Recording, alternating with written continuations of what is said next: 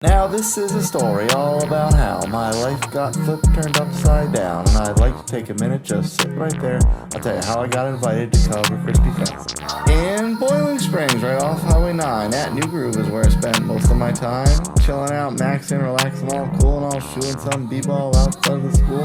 When a couple of guys who were up to no good started brewing beer in the neighborhood. They had one too many, and beermegvl got fright. He said, "Take your butt back to Columbia tonight." I whistled for a cab, but when it came near, the license plate was fresh and had anime in the mirror. If anything, I could say that this cab was rare, but thought, nah, forget it, you're home, so New Groove. I pulled up to the house about 10 a.m. and I yelled to the cab, "You home, smell you later." I looked at the brewery, I was finally there to sit on my throne as the Prince of Crispifest.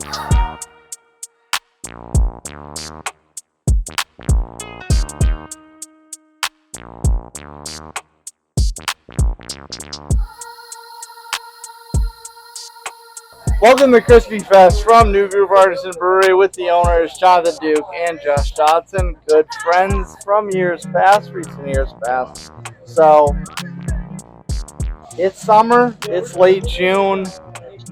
Crispifest. Now I'm of the belief that hashtag every season is stout season, but that's not usually the case for most beer drinking populace. So what does this festival, Crispifest, symbolize a kind of kickoff to summer?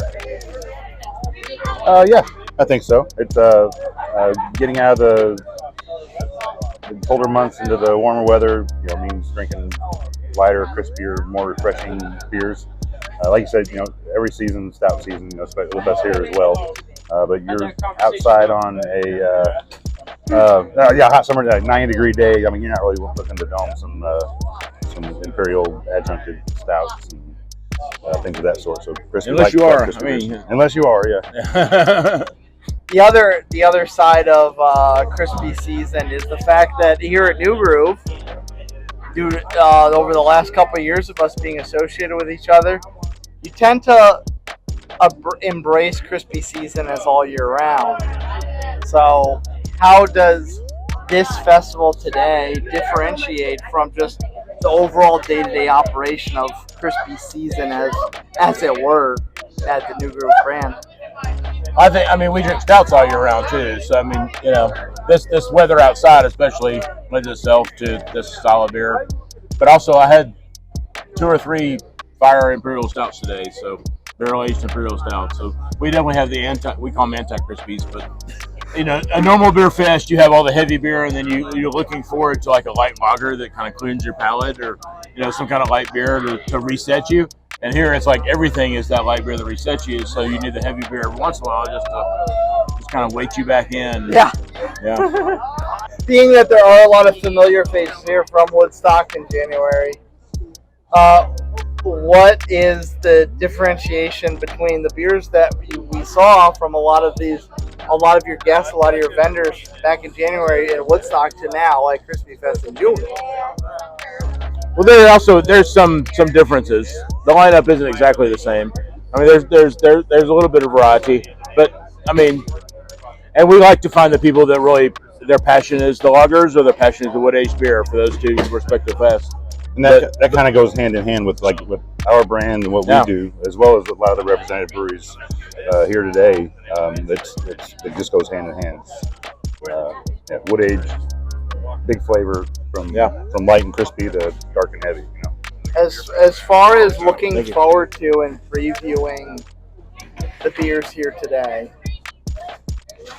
what beers are you excited for from as far as vendors bringing in beers, and what beers from your own personal experimentation? What beers are you excited for the clientele experimenting with, trying, drinking, obviously, for both the vendor perspective as well as your own perspective for what you did in-house?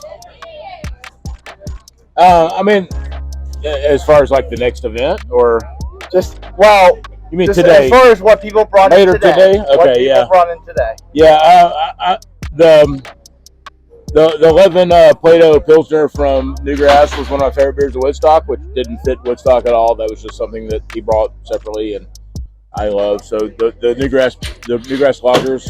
I mean, literally, there's not going to be a bad beer here. Every tent is great, and we're going to have a great time. So I don't think you can go wrong with. There's a 3.8% lager from Incendiary that I'm super excited about. Talk about super crushable, 3.8. Yeah, right. Yeah. So I'm excited. There's going to be so much good beer here. Can't wait to try some things. Talk pairing. Duke's the beer master. Josh has been dabbling your feet more into the beer, but you're the food master historically. So pair the beers here, whether that's vendor or your own concoctions. Pair the beers here at Crispifest to what people can get out of the kitchen here in New Groove. I mean, lager beer goes with anything. You know, it's like pizza beer or burger beer. Like it really goes with anything. Or yeah, I mean, you can't go wrong. You can pair a lager with pretty much anything on our menu, anything you can get anywhere out there. Food standpoint. My current favorite of the West Coast Bills, I think that's a super good beer to pair with food too, because like so many the more aggressive like hot wings, you want something a little bit more aggressive in a beer like an IPA, and so there's that hot presence I think in the West Coast Bills to kind of stand up to that, but also it's delicate enough to pair with the lighter foods that don't have as much of those big flavors. So I think that kind of rides that kind of middle ground. What can cut your signature barbecue better? What lager, Pilsner, sour, whatever the case may be? What cuts that the best? Yeah. A cold New Groove beer. A cold New Groove beer. I mean, if you can go dark, you can go cold porter with barbecue. It's going to bring out different characters of like the sweetness, richness of the meat and the sauces that you use. If you go with a light, crispy lager, it's going to kind of elevate the different like subtleties in the meats and the sauces and such that we use. Yeah, I mean, it's beer. Yeah, pair beer with barbecue. Yeah. What is the style now? Maybe this existed before New Groove. That's for true. But the first one, maybe that's true. But the first one I had of a West Coast Pilsner was Dope Vibes. So, what's that style relate to the overall growing craft beer community as far as a West Coast Pilsner? Two things that don't necessarily go together. Something that's super hoppy versus something that's super crushable and traditional. So, I mean, to me, like those two, they work together because like that crushable body, and they work better when they're at that kind of crossroads of a little lighter and easier to drink. So that crushable body, but also the flavor from the West Coast hops and the Northwest, traditional American hops. So it's kind of the best of a West Coast IPA meets the drinkability of a Pilsner. So. I think like from a hoppy beer standpoint, like the evolution of IPAs, I don't even call it the evolution, but kind of the circle of IPA and hoppy beer has come back to its roots, I guess if you want to say, from the traditional West Coast style, grapefruity, bitter, clean malt character of that style of beer to the New England hazies that went nuts for a while. They're still, when you go anywhere, they're going to have 7 New England styles or juicy IPAs on the board compared to like 1 or 2 of the West Coast or hoppy Pilsner type. But it's just that journey of what hops and beer and flavor are. It all works together. And everybody's, I mean, your palate, your tastes change. And the West Coast style just gives you something else to get into. Yeah. And you said you had Dope Vibes for your first one, but today we had Dope Vibes Batch 3, so it's a little bit, and I feel like that's the top of the evolution of that style for us. We also had Outside Vibes, so we had 2 West Coast Bills, and we had a collab with Kite Hill. There was a 3rd West Coast Bills, and I know Petty Thieves had a West Coast Bills as well. So I think the style was well represented.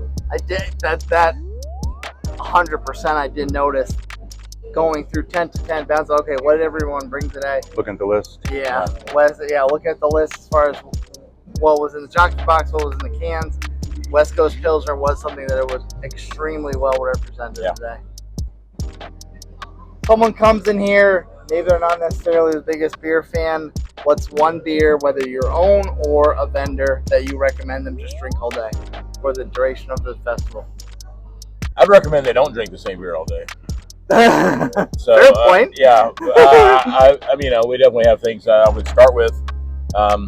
We just had our Mexican. We did a Mexican lager through the foeder that we released today. That's, I think, the driest of our. I mean, it's like it's soup. It's low ABV corn, but then because the corn lightens the body so much, you get a lot of the wood through it too. So there's definitely a lot of flavor there, but in a dry, drinkable, crisp kind of guy. So that's the people that I took over to the tent and were like wanted to taste through a few beers. That's where I started with each one of them, because the hops after that works better than starting with hops. So that's probably right now where I would start, as far as like somebody wants something light they can drink all day. Josh? Same. Yeah, taste them all. I go into a festival, like something specific to a style of beer like this. I'll start with I'll try to target all the Hellas and taste through the Hellas, and then the Pilsner. Like if there's dry hop Pilsners or Italian style Pilsners, there's several of those. I'll try just to get a taste of what each brewery's representation of that style is, because we're all different. We all have our terroir. We have the different yeast that we prefer, the wood aging or stainless lagering, and then just the water source and how you treat your water from that. It's all the breweries have their style of delivering, have their way of delivering that style, and it's interesting to taste through and get a sense for how that brewery represents that style. Gentlemen, thank you so much for having me here today, as always. Thank you. Yep. And I'm gonna find some people around, all your friends and vendors, to talk to more and accentuate all the different styles here at Crispifest. Stay tuned for more. Yep.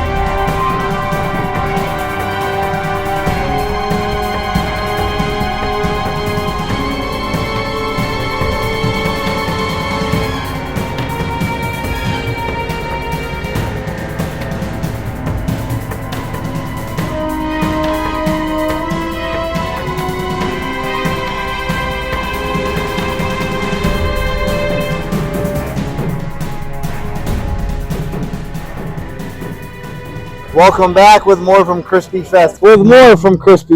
13 Stripes. I know Dave's TV will appreciate Crispi season is upon us. We're into quote-unquote Crispi season. It's a solid 83 degrees right now. Balmy. It's quite hot. An 85-degree day. We're out here. A lot of lagers today. A lot of lagers. That could be a name for a beer, right? A lot of lagers. Easy to drink, perfect in the heat. And it's made for today. You know what I mean? They're looking for those lagers. They're looking for easy drinking beers. That's what people typically want to drink when the weather gets hotter. Really well suited to summer season. And you come right back to lager beers. They're the best. They're the most drinkable beers that you can have. It's your NASCAR beer. It's your lawnmower beer. Lagers are the beer for drinking all day. Just this time of year, so we really double down on the little bit lighter drinkable beers. So we always keep about 6 lagers on tap. Really easy to drink beers that everybody can be happy about. That's kind of where we like to live. These crispy boys. Lagers can be complex. Lagers can be very dynamic. Something light, something crushable. Yeah. 6. We take our lagers seriously. And nobody be like, well, where's the blood orange? Or this, or where's the chocolate? Or Yeah. this is where it started. In South Florida, there are no seasons. In Florida, It's year round, baby. So, pastry stouts are in season 365 days a year. The lager game really never took off in South Florida as far as I'm concerned. But it's really good. And it's not a cool style. Now we just love making lagers. And that's all I want to make. I just love all the light, crisp beers that are just like kind of taking over the craft beer world by storm. I had some Doppelbocks. I had some Mexican lagers. I had some Keller beers that were fantastic. There's no need to reinvent the wheel. I said this Right. the other day. And there's a the reason class- the wheel was so good is because they had beer when they made it. 13 Stripes to me, when I first moved down here, was always hazies. Yep. When I think of Liability, I think of Belgians, sours, and I think of some hazies. People tend to think of Fermentory as hazies. We're really specializing in hazies, lighter beers now, and still doing our heavy stouts. We have a core hazy IPA that I don't necessarily view as like a beach beer. It's still our #1 taproom seller. None of those Well-rounded. fall under the crispy tent. We make everything in between. Plankowner, Crispy Boy, they're going to walk in with Seaside.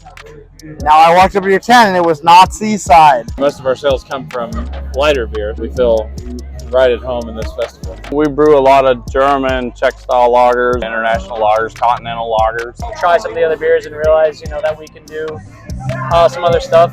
Across the board, we carry everything. The menu, almost like 180. 4 lagers on tap. In the summertime, we do fruited beers and light lagers. We've always got room on tap for a little bit of everything. We would do Tiger Town Lager, which is our tailgate lager, in the fall every year. But we're going to start making that a year-round offering. Yacht Party, our American lager, is a really great example of that. We've been brewing that since we opened, and it was not a good seller for us. What I like to do is take a style that's very familiar to a particular region of the world. What are you giving them on a flight? Seaside Lager, you gotta try Mermaid Tears. John Paul Jones, our #1 selling amber ale. The Under the Black Flag, which is our Imperial Stout. Or my chocolate milk stout Tempest on nitro. It's new brew, so I had to bring some barrel age. It really didn't sell well for about 4 or 5 years, and then these last couple of years, fortunately, as people have started to accept craft lagers a little bit more, and it's become a little bit more mainstream within the industry, it's now one of our best sellers. I'm going to bring a Hellas to these people. Our production team has been working on a really cool line of classic European styles. In England, they have the British mild. I'm going to offer that to these people. Really like English-style beers. We got a pub ale, ESB, brown ale, dry Irish stout, just those kinds of things, just in a nitro lineup. And like German style, so Oktoberfest, like that's one of my favorite. East Pilsner, our premium Florida lager, is the beer that can hit everybody. In these countries, everyone drinks that beer. I'm a pale ale guy. That's my jam. It's like us, it's a beer for everybody. We do a Carolina Common. We absolutely sold out of in a week and a half. Blew up because it's an easy to drink lager. In a week and a half, we blew it, and people are still asking for it. Yeah, we brewed it, but it takes time. Didn't people not understand lagering? In the wintertime, we switch gears and do nut brown ales and stouts and wee heavies and Belgian quads. Wee heavy that, it's fun to bring. I love how you just snuck in a wee heavy. Sean, let this man brew a wee heavy. Right? By far been the people's choice. They absolutely love that beer. It's always been my thing to want to be a good brewery, not just known necessarily for one style or one type of beer. At heart, we are purists when it comes to the styles that we make. And once you realize that your palate can handle flavors, you could actually drink a beer that has a complexity without all this extra. I enjoy experimenting with the hops. Get a little adventurous from time to time. It's a learning curve. People really enjoy the malt character. Good malt makes better beer. And if you just let the yeast and the malt do its job, you'll be good. I think that it's a far superior to malt to anything that we could get. The way you treat certain things, it changes everything. We've got a great crew that has brought some new ideas in recently. We could talk about this all day. Yeah. You could take the same ingredients, We could have the same recipe and brew it at multiple different locations. use them slightly different, and make a completely different beer. Totally different beer. And I think once people taste it, that's really all the push that they need. Being able to learn and being able to dictate that lineage has been awesome. I wanted to bring something a little different, something a little new. New Brew, I think, was the first in the upstate to start doing it. So there's a new style of beer called a West Coast Pilsner. Basically, it's a classic Pilsner base with pretty heavily hopped with things you find in a West Coast IPA. I didn't think anybody else would have an IPL. Turns out I was a little wrong, and I have been joking with some of the other brewers. I'll get in trouble for this. What is the difference between your West Coast Pilsner and my India Pale Lager and your cold IPA? The answers are... It is a classic Pilsner, the malt base, how we ferment it. We're using lager yeast.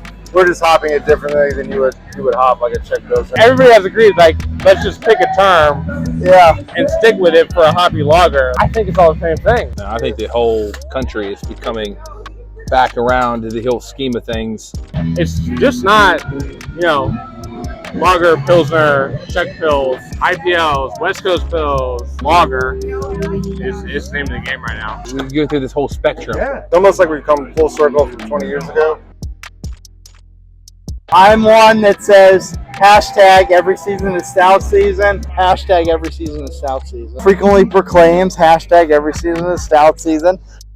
So we make a classic American stout. It's nice, low ABV, easy drinking. Coffee, it's roasty, but it is still light and crisp. And stouts, or not necessarily stouts, but dark beers. In the wintertime, you know, we have 1 lager on tap and 7 stouts. We've had great success with a porter that's been on tap. The Old Soul comes out in December, along with Harm's Way. That's there for the stout drinkers. You just give them a sample, and it's like, oh, yes, please. Stouts to be had in the summer. Just because something is a bigger beer doesn't mean it's not approachable.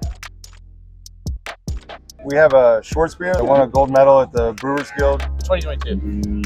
We won Best American Lager in the state of Florida. Our light lager that we just won a World Beer Cup award for, which is that's pretty neat.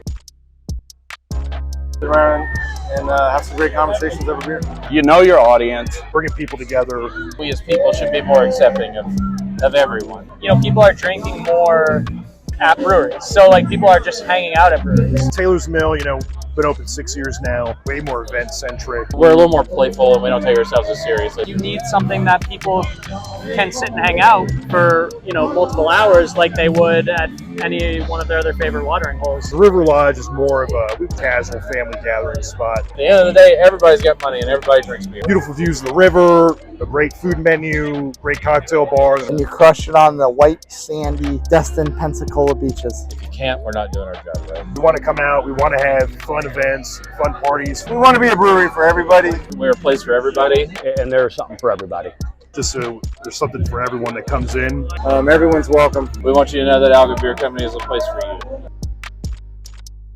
Pretty good friends with Jonathan and Josh. Everybody's super welcoming and they want to see you succeed. Keep supporting local. I think me and Duke, the head brewer at New York, love the same kinds of beer. You guys are kind of still new kids on the block. We've been friends with these guys for years. Since they've been doing this, we've been at least make an attempt to be out here. Everything out here today was just really, really good. And be out when we're available, so it just works out this time of year for us to come out to this one. Compared to New Groove right now, they're working in a really small spot, and they're making really great crusher beers. It's been super easy. We've known like pretty much every one of the Spartanburg breweries for a long time. I might have to make them more often, but he's doing the same thing I'm doing. Yeah.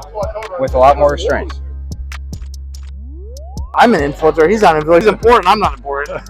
A well-known secret that we all love, High Life. We like to kind of market ourselves just like a revolutionary kind of brewery, down with big beer, essentially. Everything called us fucks, okay? Dude, all right, look, we've been having a good time today. Stopping profanity on my YouTube channel. This freaking guy. Guy, get out of shot, guys. Bridge the gap between Tigers fans to drink as much at tailgates as Gamecocks fans. That's a loaded question. Budweiser is the king of beers. It's way of the Not My King lager. Not My King. It's not a political statement. We do get some questions. They don't care that it's 90 degrees and they're drinking an 11% mushroom, you know, marshmallow stout. Mushroom. I don't know where mushrooms came from. The problem is Gamecocks have Untapped. Sorry, Courtney. On a phone call. Every time something goes into distro in Columbia, our Untapped ratings go down. I wouldn't mind tacking on to the English Brown in Charles now. They're all holding up signs saying Not My King. I wish we had the foresight to just start shipping cans over there.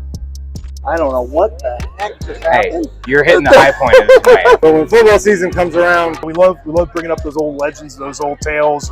You might see the historical record of how often we beat the Gamecocks. Things that happen or whatnot, name beers after them. I mean, that's fine with us. Those legends alive. When it all comes down to it, we're still a Clemson brewery. We're alumni owned. We know where we're from. We need to be a little bit tipsy to make us the perfect circular. Right. We don't have a trademark on the whole Revolutionary War. She's the one that makes me work so hard because she's selling me beer. The stories that just bring up these smaller, lesser-known, figures, which is fun. This triangle could be a circle. Yeah.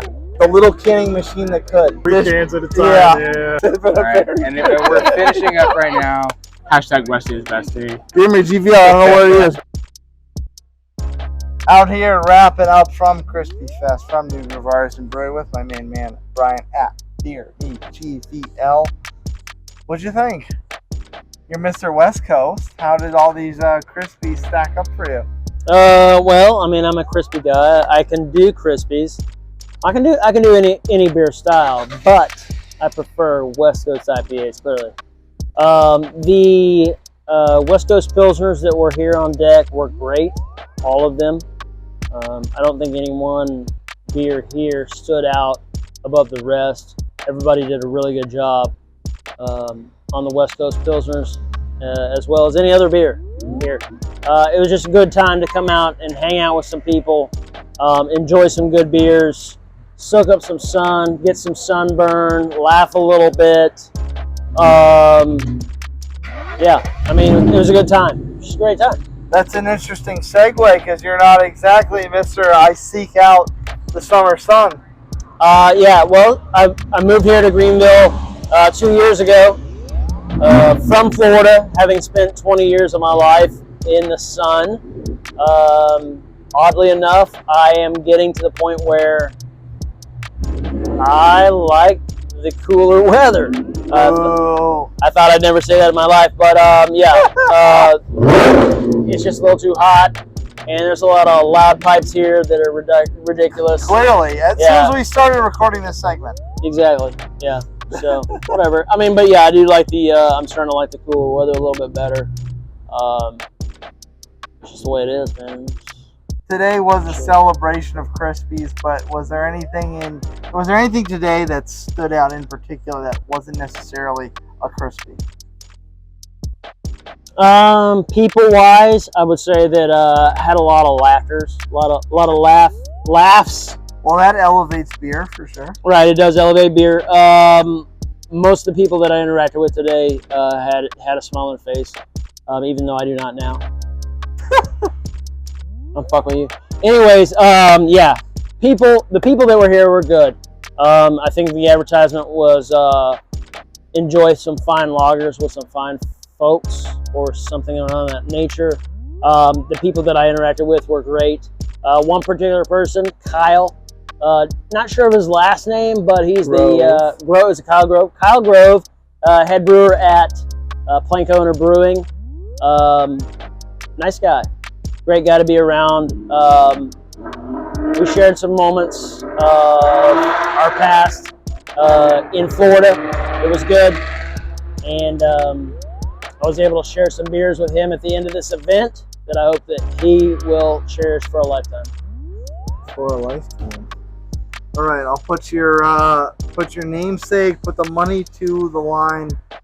What was the best beer you had today, or maybe best 3 beers? Rank them, top 3. Shit!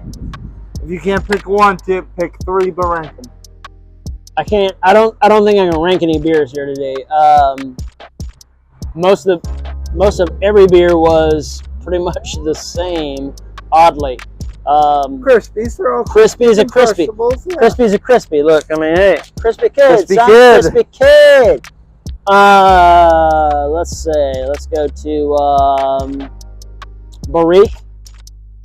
Okay. Brewing. They had a really good crispy here. I'm pretty sure it was a West Coast style Pilsner, but whatever. I don't remember. That's all right. There were about half a dozen West Coast. Yeah, there was Pilsners a pretty good group of West Coast Pilsners today. Best lager that I had, I think, possibly would have gone to somebody who makes good lagers. I honestly don't know. To be honest with you, everybody did a really good job here today. I've always had really good lagers, and I've always had really good West Coast Pilsners. As much as lagers can diversify, what type of lager do you prefer drinking in this 85-degree summer day? Now the grandma's out of the frame.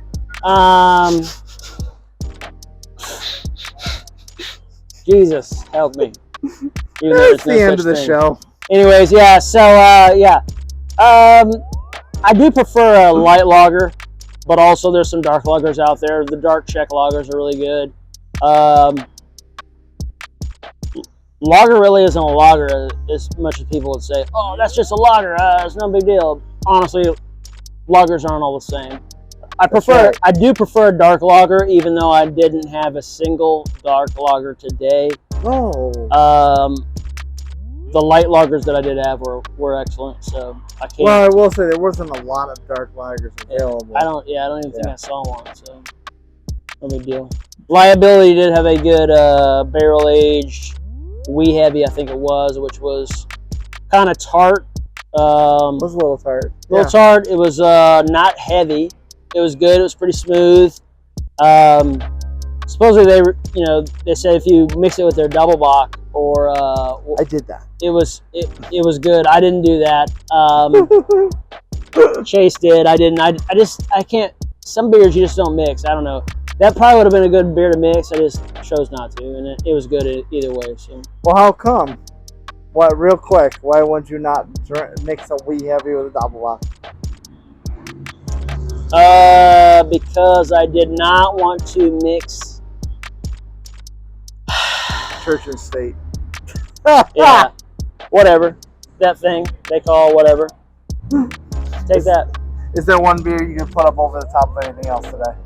Top of anything else today at Crispifest 2003.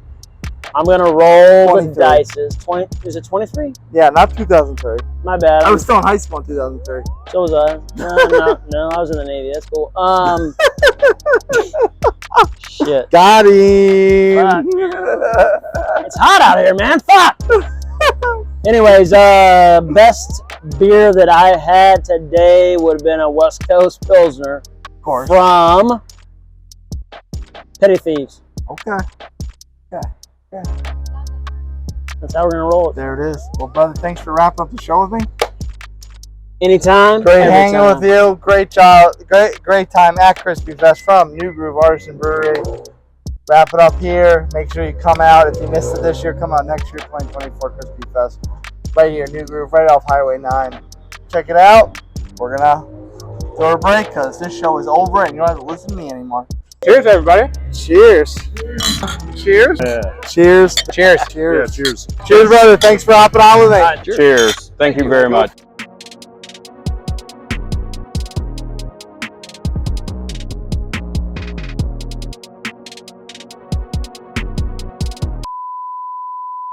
Are we live? Just pulling on the other nipple. Actually, because I'm loud, you can take my mic. Mic check 1 2. This guy walking right in. Wonder what the weather's gonna be like. It is fucking hot, bro. Yeah, 65, 90. You know, it's the same thing. Hey, what are you doing?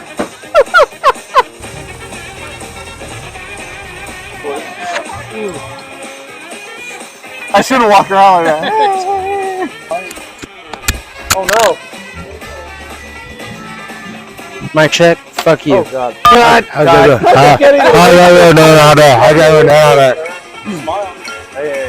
Oh, I'm Cheers. sorry. I don't know your name. Oh, you got a black wristband. Oh, damn. Lay it all out there, pal. Boss. No, that's Brenda. It is. Actually, 4. Yeah. New group was up. Actually, I should say Crispifest instead of Bel Air. Guys, you know more from Crispifest.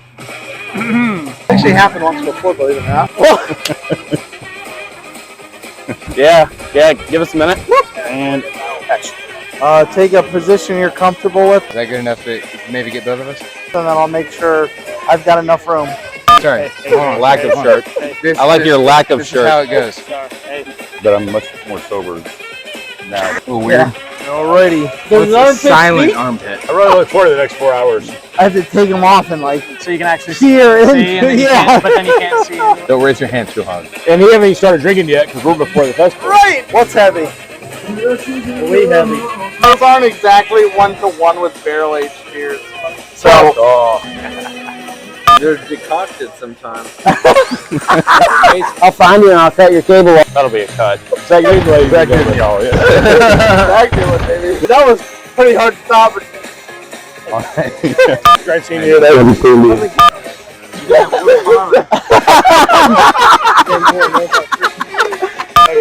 guys, come to Crispifest next year. He's like right through the camera.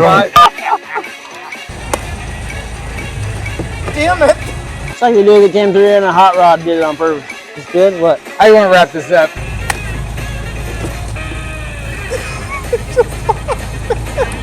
Spice. Spice? Spice. Now you gotta listen to cars. We're enjoying Crispifest a little right. too much.